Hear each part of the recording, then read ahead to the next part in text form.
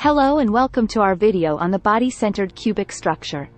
In this video, we will be discussing what the body-centered cubic structure is, its characteristics, and its applications.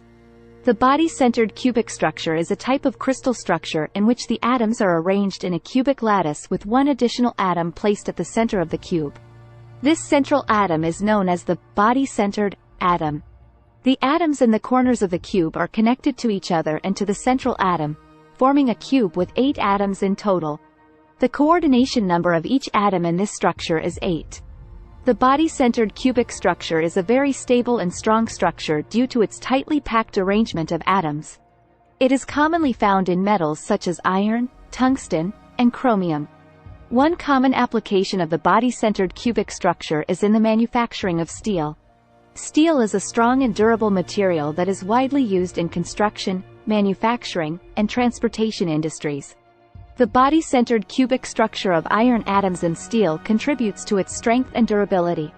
To summarize, the body-centered cubic structure is a crystal structure in which the atoms are arranged in a cubic lattice with one additional atom at the center of the cube.